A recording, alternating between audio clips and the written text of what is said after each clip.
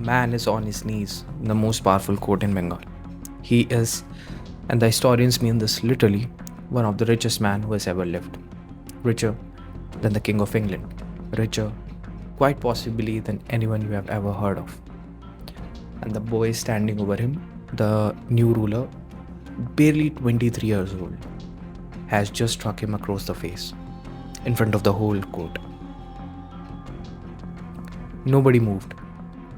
Because everyone in that room understands something the boy does not. He has just made the single most expensive mistake in the history of India. That slap is going to echo for 200 years. This is the story of how it happened. And it goes deeper than you think. Let's go down. To understand the slap, you have to understand the man on his knees. 100 years earlier, his family had almost nothing. They were traders from the deserts of Rajasthan, India. A land so dry, people there learned to deal in something lighter than water and more powerful than gold: paper. One of them, a young man named Manikchand, followed the money east into Bengal, the richest province on earth, spinning out so much silk and cotton that European ships crossed entire oceans just to carry it home. And the new capital, Murshidabad, Manikchand did something very clever. He made himself indispensable to the king.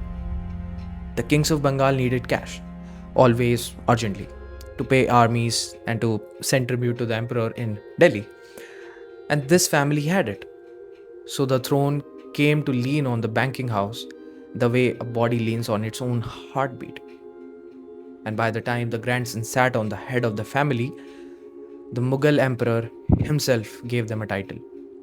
Not a job, a title, passed down like a crown. Jagat Seth, banker of the world. And it was not an exaggeration. Their paper was more trusted than any king's coin. Their loans kept 3 European empires afloat at once. The British, the French, the Dutch, all owed them money, all at the same time. They decided which kings rose and which ones quietly disappeared. Now, here's how big they were. So, one year, an army of raiders broke into Murshidabad and looted the family's treasury. They carried off a sum so vast it could have bankrupted the Bank of England overnight. But the Jagat Seth barely blinked. A few months later, he was calmly lending money again, as if nothing has happened. That is the man on his knees. The richest, calmest, most untouchable man in the world. Now, hold that image from the start again. The hand, the face, the silence. Everyone except this time you know who the kneeling man is. Which makes what you just watched insane. So now the question is, who was the boy? For decades it worked. The bankers funded the throne protected the bankers. And Bengal grew fat and golden, while the rest of the world fought for its cloth. But then the old king died, and the throne passed to his grandson. 23 years old, impatient and insecure. Surrounded by enemies he was sure were plotting against him. And to be fair, most of them were. His name was Siraj-ud-Daulah. Where his grandfather had ruled with patience and careful deals, Siraj ruled with his temper. He looked around his kingdom and saw threats everywhere. He saw the British building forts they had no permission to build. He saw rivals in his own family. And he saw the bankers, these soft, rich men sitting on more money than God, who bowed to him but never feared him. Now he needed money. He was planning a war, and wars are expensive. So he summoned the head of the family, the Jagat Seth, a man named Mehtab Chand, to his court and made a demand, a staggering one: 3 crore rupees, enough to bankroll his entire war twice over. Now, immediately, Mehtab Chand refused, politely but firmly. You cannot conjure that kind of money out of thin air, he explained. It isn't sitting in a room. It doesn't work that way. And that's when the boy king lost control. In front of the entire court, every noble, every general, every advisor, Siraj-ud-Daulah struck the richest man across the face.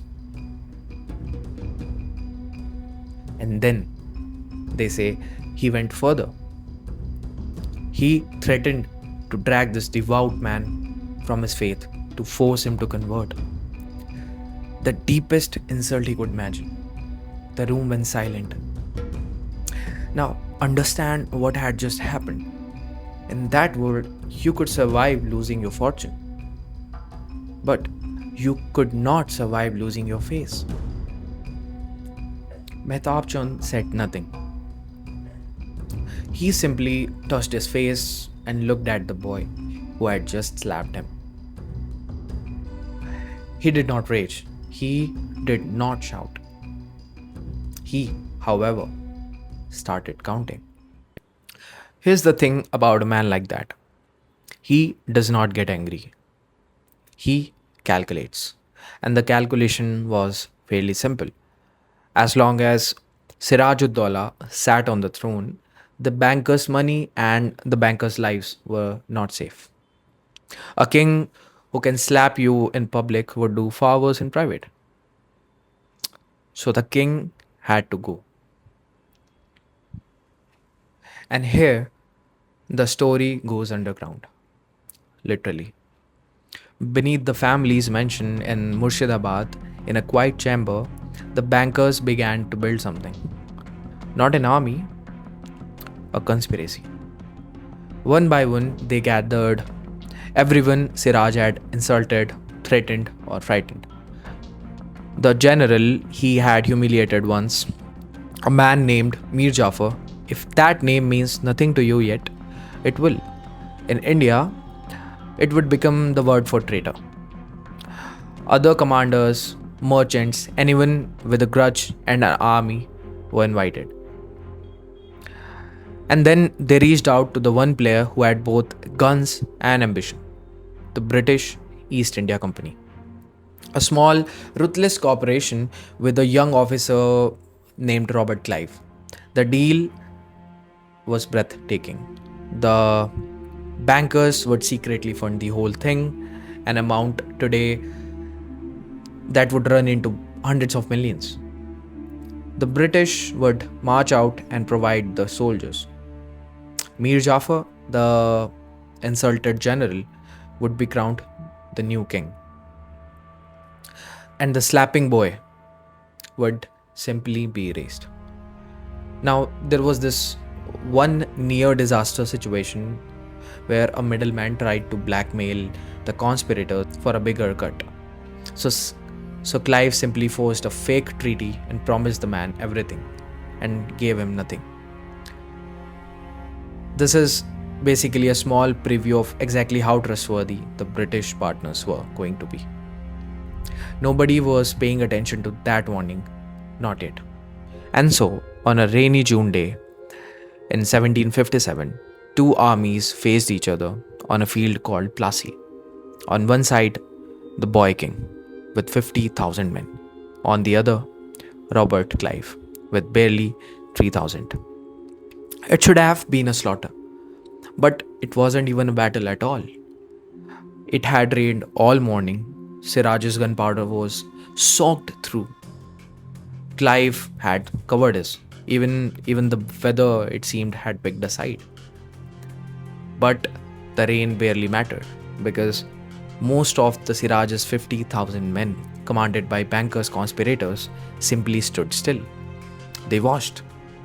They did not raise their sword because the army was already sold. Only a small, loyal pocket actually fought, and they were obviously crushed. Siraj-ud-Daulah looked out at his own army, refusing to move, and he understood. He fled the battlefield on a camel into the night. But obviously, he could not get far. He was caught, betrayed in the end by a man whose nose he had once ordered cut off.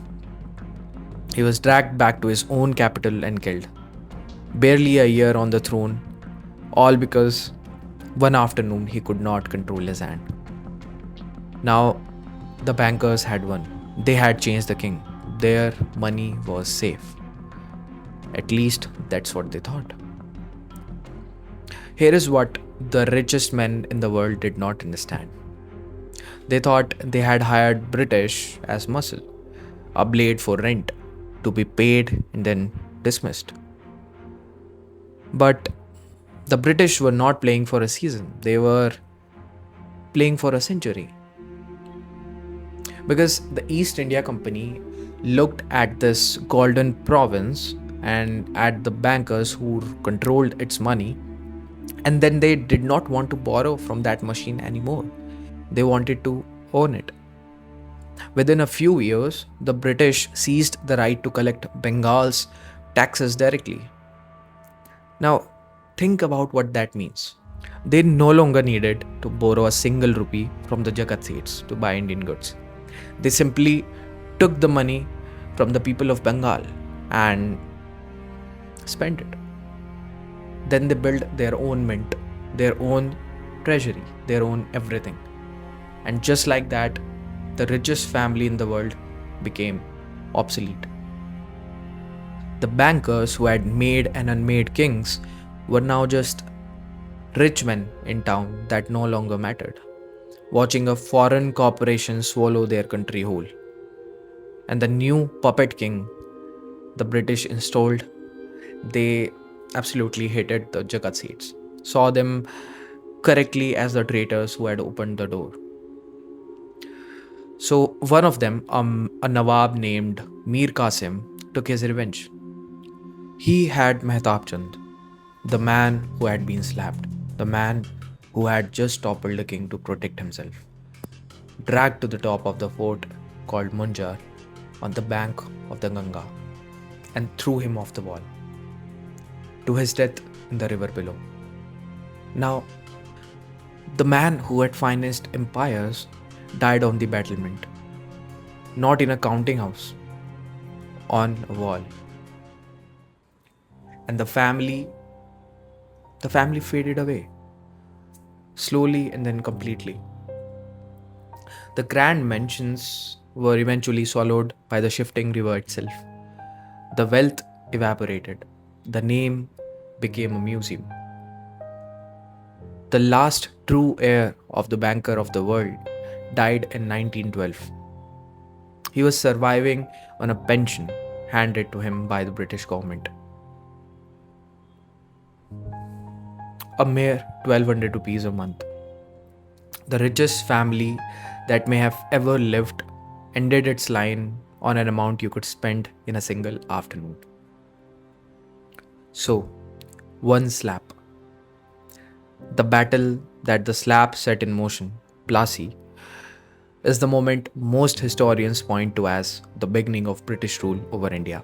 And the British would not leave India for another 200 years.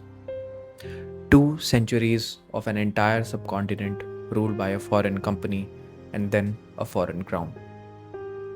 It did not start with a great war. It did not start with a noble cause. It started with a frightened young king who could not control his temper for one single afternoon, and a proud old banker who decided that revenge was worth burning down the house, never realizing he was standing in it. They thought they were just changing a king, but they handed away a country, and in the end, they handed away themselves. The room where they planned it is still there, under the mansion in Murshidabad. A small, dark chamber the tourists walk past in 30 seconds. From the top of the stairs, it does not look like much. They never do. That's the thing about rabbit holes. From the surface, it's just a small dark opening in the ground. You finally find out how deep one goes when you are already falling. This one went down 200 years. He counted everything: coins, kings, armies, revenge. The one thing he never counted was the cost. And it all began with the sound of a single slap.